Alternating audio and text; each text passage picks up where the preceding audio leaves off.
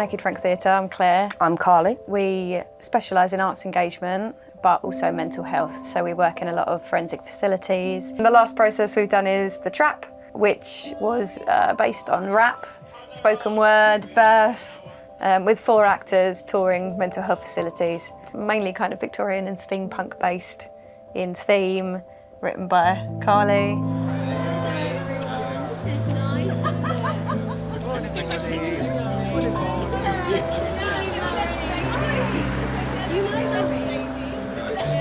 You know Murray, don't you? Should we go in? I think I work with Murray.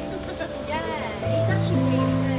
It's a huge challenge. The spaces that we are going to be performing in are incredibly unconventional. We're going into mental health facilities. And so one of the things that we've really focused on, we've deliberately chosen a space. One of our rehearsal venues, which we're currently in, is very unconventional, much smaller than we normally work in, because the spaces are really small and we're literally performing inside of the wards.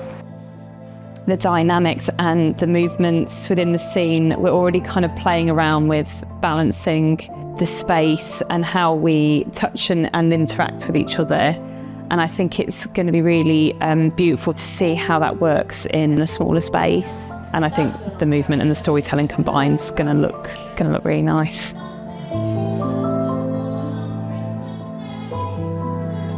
So, we're a physical theatre company. Our main base of work is very physical, but we work a lot in balancing the space and creating this sense of pull and push in a very small, constricted environment, so that in theory, the piece that we create will feel very big and grand and theatrical, even if we have to condense it down to a space that's maybe like 6 foot by 6 foot. So you could basically do a full-scale piece of theatre inside of a shoebox. We touched a little bit on the facilities and what we're going to be doing inside of those, so that was quite important. They explained to us all of the things that I was apprehensive for us and told us about the safeguarding measures that are in place for us. Been put at ease, you could say.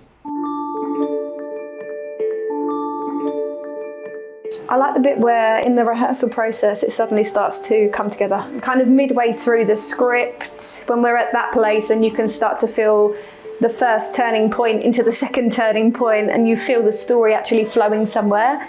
So the minute you put them in a costume, it takes it from being actors in play to these characters. Mm-hmm. So costume for me, I am excited. Yeah, I think it's been really great getting into the costumes and like getting into that world a bit more. It does recontextualise everything and make you go, oh, okay, so we're going to be like this. Yeah. It's a really interesting story, great actors, and yeah, like it's a good little collab of lots of different people's creativity. So I'm just excited about what the end result's going to be, really. And all of these elements of costume, props, set become really important, but the storyline is evolving the entire time and we're readjusting and tweaking bits as we go.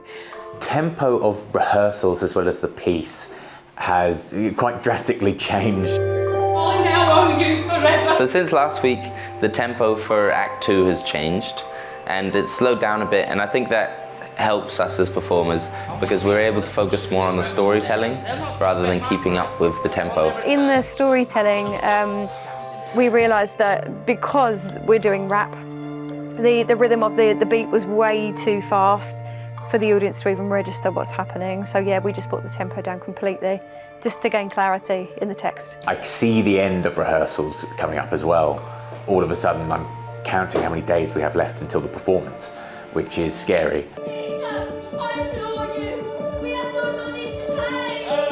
There is a feeling that, we're running out of time, but the parts that we're working on today run at such a quick pace that everything is moving at the same sort of speed. It's going along quite fast and I'm learning it fast as well.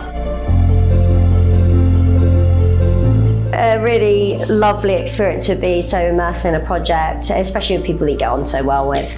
The idea of the end coming up is a bizarre concept for me. Yeah, definitely, because it feels like, and I think we said this early on to each other, that it feels like it's got lots more legs as well. Not with the quality of it, like that feels really good, but just where else it could go. Yeah. This definitely could be a play that goes to other audiences other than mental health institutions. I don't think it's just strictly catered to, as much as that's a lovely thing that we're doing, I think it can go to kind of like public audiences as well. Yeah. So it'd be interesting to see where that could go. For me, once we finish it, it's going to be a sad day, because I've really enjoyed working with this company and this cast. Like, they're all very lovely. And so yeah, I'm going to miss spending time with them all. Stop! Just one more drink.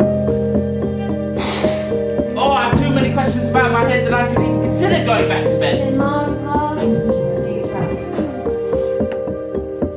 On the days in which we were in the facilities, we had loads of people coming up to us and saying just loads of different aspects and things they were picking up on. The thing that surprised me, you know, obviously you get the things like, oh, I loved your voices, or that was fantastic, or, you know, that kind of thing. But the things that stuck with me were more about the content of the piece.